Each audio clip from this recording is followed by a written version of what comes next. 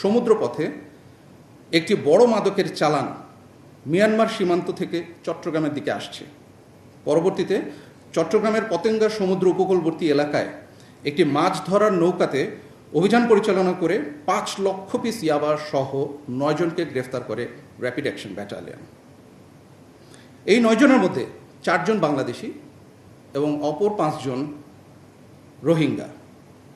সাম্প্রতিক সময়ে চট্টগ্রামে এটি সর্বোচ্চ ইয়াবা জব্দের ঘটনা। ভবিষ্যতেও র্যাবের এই মাদক বিরোধী অভিযান চলমান থাকবে ইনশাআল্লাহ।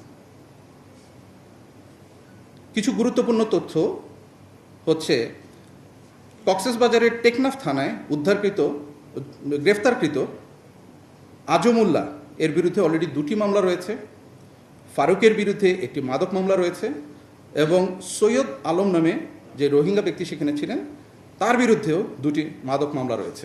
অপর একটি ঘটনা হচ্ছে, গত 9 এপ্রিল 2026 তারিখে র্যাব 6-এর একটি অভিযানিক দল গোপন সংবাদের ভিত্তিতে খুলনা মহানগরীর হরিণকাটা থানাধীন পৈয়া বাজার এলাকায় বিশেষ অভিযান পরিচালনা করে এবং একজন শীর্ষ সন্ত্রাসী ও চাঁদাবাজ মোহাম্মদ সুজন সরকারকে গ্রেফতার করতে সমর্থ হয়।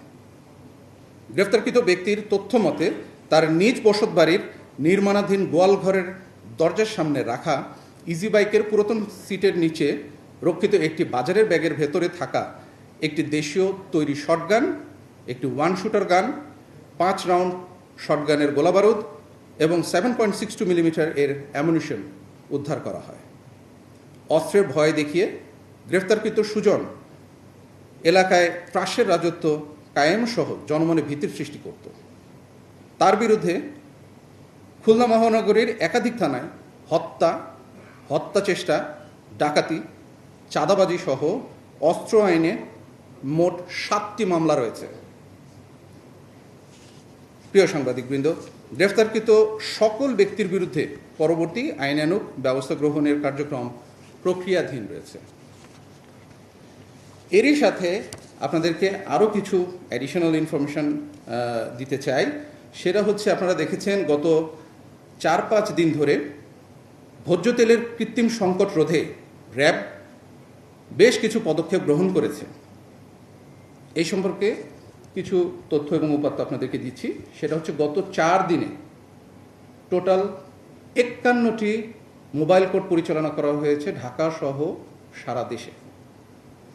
এই 51টি মোবাইল কোর্ট পরিচালনার মাধ্যমে আমরা বিভিন্ন জায়গায় অবৈধভাবে মজুতকৃত ভোজ্য তেল অথবা দেখা যাচ্ছে যে অস্বাভাবিক মজুতকৃত কিছু ভোজ্য তেল, যেখানে পরিমাণ অনেক বেশি, কোথাও 30,000 40,000 লিটার করে ভোজ্য তেল তারা সংগ্রহ করে রেখেছিল।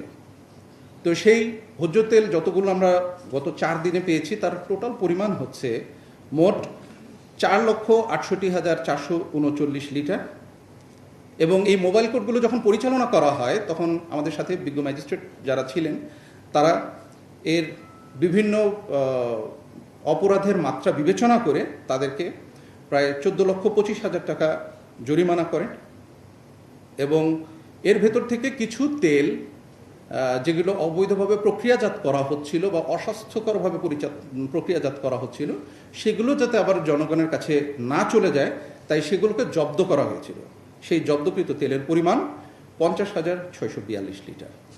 তাই বর্তমানে যাতে বাজারে ভোজ্য তেলের সংকট কোনোভাবেই তৈরি না হয় সেজন্য র্যাব, সেনাবাহিনী সহ আরও অন্যান্য আইনশৃঙ্খলা রক্ষাকারী বাহিনী মাঠে সচেষ্ট আছে। আমরা আমাদের সাধ্যমতন চেষ্টা করে যাচ্ছি যাতে করে উদ্ভূত পরিস্থিতিতে কোনোভাবেই সংকট তৈরি না হয়। প্রিয় সাংবাদিকবৃন্দ, অতীতে আপনারা আমাদেরকে যেভাবে তথ্য দিয়ে সহযোগিতা করে এসছেন, যেভাবে করে আমরা যখন মাঠে আমাদের অভিযানগুলো পরিচালনা করেছি এই তথ্যগুলো সঠিকভাবে দেশের জনগণের সামনে উপস্থাপন করে আপনারা আমাদেরকে সহযোগিতা করেছেন। আমরা চাইব আপনাদের এই সহযোগিতার হাত যেন অব্যাহত থাকে। আমরা চাইব মুদ্রার 2 পিঠের মতন আমরা আমাদের অভিযান পরিচালনা করে যাব এবং আপনারা এই তথ্যগুলো দেশের মানুষের সামনে উপস্থাপন করবেন।